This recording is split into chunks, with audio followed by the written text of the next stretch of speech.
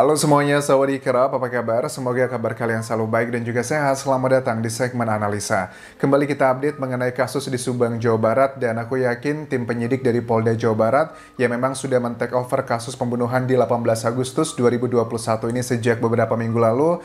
Aku memiliki keyakinan dan juga kepercayaan terhadap mereka karena mereka tidak mungkin akan menggadaikan integritasnya jika memang kasus ini akan melibatkan banyak orang. Aku yakin sekali bahwa tim penyidik akan segera mengumumkan siapakah tersangkanya.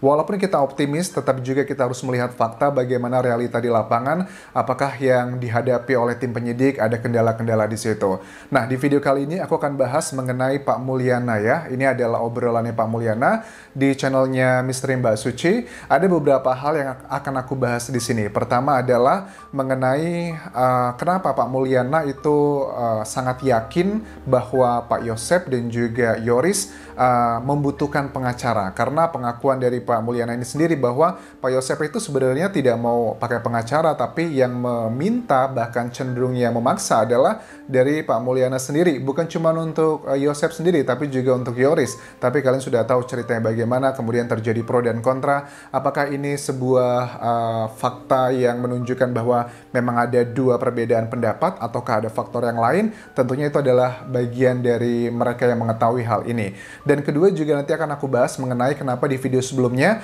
aku sempat bilang bahwa Pak Mulyana ini adalah bagian dari yayasan. Karena memang ada beberapa hal yang tidak aku pahami. Nanti juga akan aku klarifikasi kenapa aku berpikir seperti itu. Tapi sebelumnya coba kita simak dulu keterangan pertama dari Pak Mulyana yang mengatakan bahwa kenapa dia meminta Yosep untuk memakai jasa pengacara. Ini adalah alasannya. Setelah saya lewat ke TKP, tadinya saya dengar bahwa di TKP tidak ada yang rusak. Oke. Setelah Pak Mulyana lewat di TKP di tanggal 18 Agustus 2021, melihat dan juga mendengar keterangan dari tim kepolisian Polres Subang di sana, Ibu Sumarni tepatnya mengatakan bahwa tidak ditemukan kerusakan pintu, tidak ada tanda-tanda bahwa ini adalah orang asing yang masuk ke rumah menjebol atau bahkan terjadi perampokan seperti itu tidak ditemukan tanda-tanda seperti itu. Dan Pak Mulyana pun sebagai keluarga yang juga dekat dengan Pak Yosep, juga dengan Yoris di sini, sudah mulai memiliki kecurigaan. Ini orang yang dekatnya saja, Pak Mulyana mengakui bahwa dia sangat curiga awalnya dengan Pak Yosep. Siapa nih kira-kira orang dekatnya gitu. Bahkan Pak Mulyana mengatakan sudah berkali-kali menginterogasi Pak Yosep, bahkan mau dipukul atau dengan kekerasan secara verbal ya maksudnya ya. Itu Pak Yosep memang sudah berhasil meyakinkan Pak Mulyana bahwa dia adalah bukan pelakunya. Ini adalah bagian yang kita bisa harus make sense kan. Kenapa?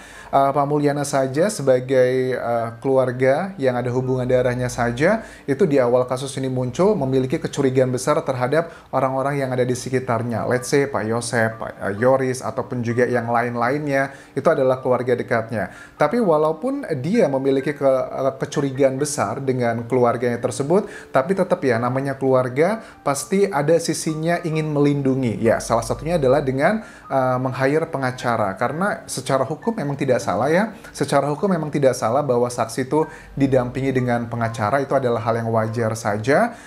Tapi mungkin bagi sebagian netizen Indonesia ini sedikit unik kasusnya gitu. Kenapa? Karena kalau kita lihat kasus-kasus pembunuhan di Indonesia gitu, misalnya kayak kasus Cyanida, Jessica ya, itu kan juga orang tua yang menjadi korban, itu mereka tidak meng-hire pengacara untuk membela dirinya, tapi adalah meng-hire banyak orang gitu, bahkan mendatangkan detektif sendiri, meng-hire detektif swasta, membiayai banyak hal untuk mencari tahu siapakah tersangkanya. Yang menjadi aneh di kasus ini adalah di mana ya Pak Mulyana mengatakan memang dia mengakui awalnya agak sedikit curiga dengan Pak Yosep, tapi yang namanya keluarga harus dilindungi. Mungkin seperti itu pendapat dari netizen Indonesia, yang sebenarnya itu adalah hal yang subjektif ya. Kita memiliki sudut pandang yang berbeda, tapi let's say it's fine gitu.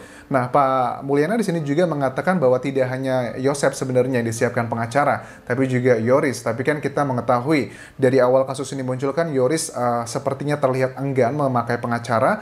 Apakah ini hanyalah salah satu strategi Yoris, ataukah ini memang dari awal memang tidak mau? Tapi kan at the end of the day sekarang kita melihat bahwa dari kubunya masing-masing ya, Pak Yosep dan juga Yoris itu sudah menggandeng pengacara yang ini juga akan membuat menjaga para saksi hak-haknya itu terlindungi. Karena suka tidak suka kalau mereka sudah punya pengacara, mereka itu akan benar-benar mengawasi hak-hak dari para saksi ini apa saja. Tapi satu hal yang kita lupa begini, kita tahu ya kayak almarhumah Bu Tuti dan juga almarhumah Amel, mereka tidak punya pengacara begitu. Makanya netizen, tim penyidik itu adalah orang-orang yang mengawal hak-hak dari korban. Karena tujuan kita kan bukan membela siapapun ya. Aku yakin semua orang pasti bilang, oh saya nggak ngebela ini, saya nggak ngebela itu. Tapi action talks harder than words. Perilaku itu berkata lebih kuat dibandingkan dengan kata-kata. Kalau ada orang bilang bahwa saya tidak membela siapapun, no, kita bisa melihat actionnya seperti apa. Dan kenapa seandainya begitu, aku sempat nulis ya di Instagramku, seandainya gitu Ibu Tuti dan juga Amel sebelum mereka dieksekusi di tanggal 18 Agustus, mereka meng-hire pengacara, mungkin ada pertanyaan yang akan ditanyakan ke tim penyidik itu. Karena di aturan hukum kan minimal 2 alat bukti itu sudah bisa menentukan tersangka. Tapi masa sih tim penyidik belum menemukan 2 alat bukti tersebut? Ada beberapa orang yang bilang bahwa alat buktinya kurang kuat, Anjas.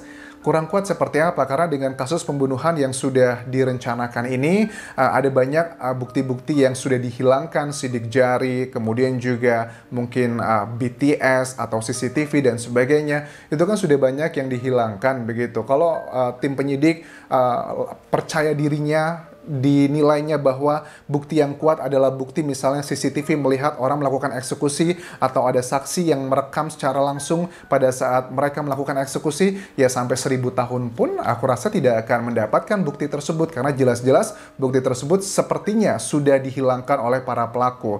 Nah, itu adalah bagian pertama, tapi kan kita juga tahu ya banyak kasus pembunuhan di dunia begitu yang sudah sangat bersih tapi bisa terbongkar itu karena pengetahuan atau ilmu pengetahuan misal dari forensik atau dari data-data yang lainnya. Dari situ bisa mulai dimasuki menjadi petunjuk kenapa kok bisa seperti ini, kenapa kok bisa seperti itu. Tapi nggak tahu nih apa pertimbangan dari tim penyidik yang masih belum mau mengumumkan siapakah tersangkanya.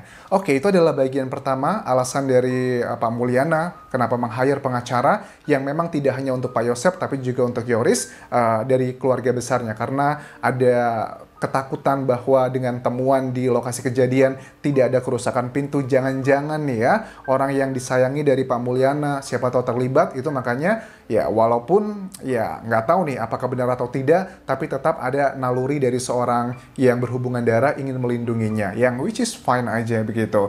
Nah, kemudian bagian berikutnya adalah Pak Mulyana juga mengkoreksi di sini tentang jabatannya yang ada di sekolah tentang sebagai komite sekolah begitu. Nah, ini yang disampaikan dari Pak Mulyana berikut ini.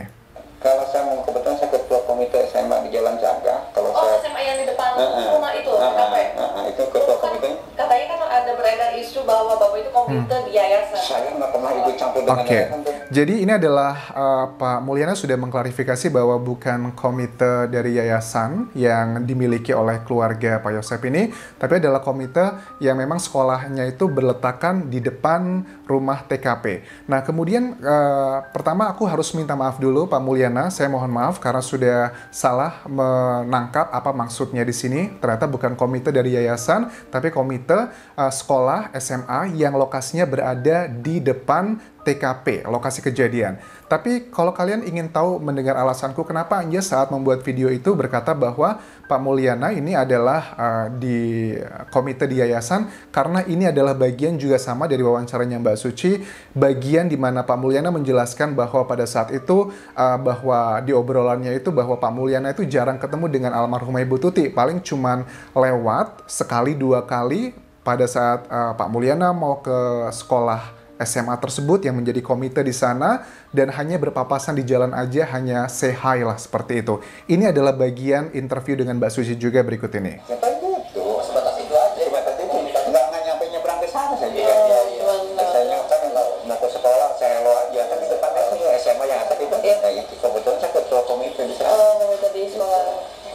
Gitu. Jadi kalau itu kebetulan saya ketua komite di sana, dan di sini pun interviewernya Mbak Suci tidak mengklarifikasi komitenya di mana begitu? Karena kan ini kasus juga banyak dugaan ada hubungan dengan yayasan. Nah, well, tapi suka tidak suka, aku minta maaf dulu dengan Pak Mulyana karena aku sudah salah menangkap. Maksudnya ketua komite bukan komite yang ada di yayasan dari miliknya Pak Yosep. Tapi yang menangkap ini salah juga bukan cuma aku ya. Ada banyak media-media online juga yang menangkapnya keliru. Karena memang pada saat Pak Mulyana mengatakan kebetulan saya adalah ketua komite, interviewernya tidak mengkonfirmasi ini ketua komite di mana Pak gitu, apakah di yayasan milik dari korban atau yang mana, itu kan tidak ada keterangannya. Tapi it's fine gitu, menurut aku tidak terlalu fundamental.